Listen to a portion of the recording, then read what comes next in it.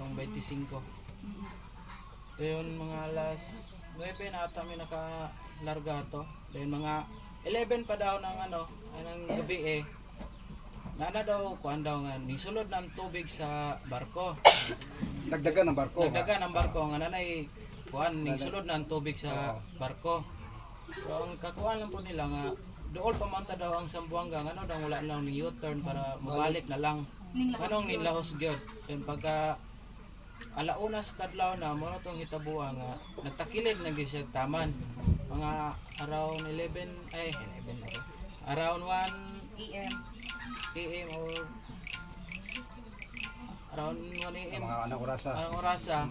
Takilid ng barko. Takilid na mga pagka 10 minutes siguro diretso na gid siya. Na matigdan pa ba ninyo sir anang mga alaunas kadlawon ang pagtakilid sa barko wala ra ba mo natulog ana kay ang ubang pasahero ato for sure natulog itong uban ato. Ako gyud tulog gyud po kay ko atong panahon na kani may una siya nakamata kani kong bayaw. Dayon gipukaw niya akong magulang bayi, magulang bayi may gapukaw nako. Then nagkuha na lagi kay kung magulang bayi pod, siyempre bayi naratol gyud pod.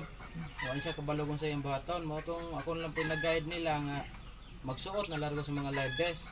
Dayon akong isa ka magulang kay mo manay nalahi na mo higdanan dito mo sa Pika side. Ako ano ta siya taga kuan ganang life best niya. Ingon mo siya nga dili daw kaya pinaugnanan siya ha. Ang akong gigunita nga life best yatag nako sa lain.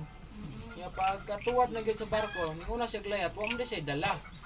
Dalawa ra pod nakakita po siya styrofoam nga mo iyang gigunitan. Kini kang magulang nga Lalaki. Mo po nagluwas siya kinabuhi itong styro. Mga pila ka oras mo naglutaw-lutaw sa dagat. Kaya mo na abtan sa mga nag-rescue. Mga 3 hours dito kay dugay-dugay man gyud naabot ang kuan rescue team nila. May mga around 30 AM naman may nakuha na to. Kamong upat nagkabulag-bulag mo or nag-usal mo? Kani Na siya samtang naglangoy-langoy mo sa dagat. kani ra gyud akong isa ka magulang may nabulag na mo din kaning duha na ko ka kani kong bayo kong igsoon moy na dol na ko din kana kong igsoon isang bae gihikot ko na siya sa kun lawas ang iyang kuan karon di na siya mabulag. Kay naman po ko gi tabangan nga ang isa di kabalo mo lang oy din ang isa kuan pod kanang walay life vest. Ayun nana po ilain ning pato ko kaila tong isa mo wala lang po ko na kuan kay ako ron po kabalo mo lang ang nila. Ako ra po relax nga gamay mo. Wa ka maratol. Wa ko maratol ra man tong hitabuha kay silbi anad-anad ang pugog dagat pod. Sila natabang ra pod nako nga wala ra na kuan sa mo bali uno man mi kabuk atong kuana na mo. Wala ra gyud na kaluwas gyud ang unom buto tanan. Wala gyud na daot na mo kuan unom. Katong upat mo sir imong gipasabot unom so katong duha lain tong nga mga tawo sa inyo pong naluwas. Siguro mga kasama ato pong ikahinabi kining usa niya ka magulang tungod kay siya wala ni gisulob nga life vest ni atong tungura. Mamatod pa sa imong igsuon sir atong masayra unsa sa iyang pangalan sir? Aliyo. Si Sir Aliyo mga kasama wala ni siya nagsulob og life vest ni atong mga panahon na giunsa nimo pagluwas sa imong kaugalingon sir nga sa kusog sa balod lalom pa kayo ang dagat ug wa ka gasulob og life vest ni atong mga panahon na. Wala pa. Ilin lang po ko sa tubig. Nagpalutaw-lutaw. Nangilagoy. Paingon dito sa paingat. Dako kay balo na to higayuna. Pagkudag ko sir ay. Wala ka maratol pud atong panahon na. Wala pa. Una-una nimo next swimming ron eh. Wala dyan.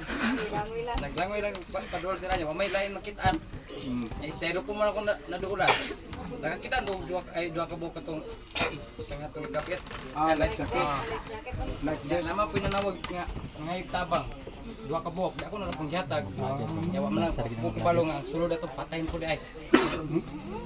Patay sa lalong. So sa to pa sir ang ilang life vest dito kulang dahil ilang life vest dito. Nay uban nga wa gyud Nubra ang panggamit sa bang tagtulo. Ako sa karatol Sa siguro. karatol nahurot nagkuha. Nya amo wala na may makuha. So katong imong utang isulob nganong niabot sa punto nga mas gihatag man nimo sa lain kaysa imo na lang gamiton nga maluwas ka. Kuha boy, di mapud kabalo mo langoy itong duha. Nangay pug tabang nya. Makait man ako ng langoy. Di ako na pang gihatag nya wa madama na magkuday patay. Bata. Matong ina nga ikaw na dala ng patay kay nakasulob man ka ng kanay mong gi ko ano. Mga pila edad atong kuya ha? Bata ah.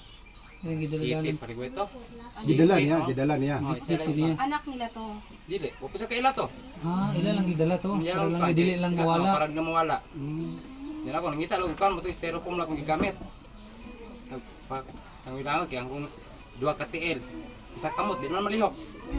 Wala ba ka naluya ato sir no sa nga mga 3 hours pa mo bago na rescue unya styrofoam ra imong gihawiran para dili ka maunlod. Kahit lang hakil lang. Padayon lang ito na. Nang kan mo 20% to ng siguro kung ginawa to. Isa lang kakamot naglihok di na madala.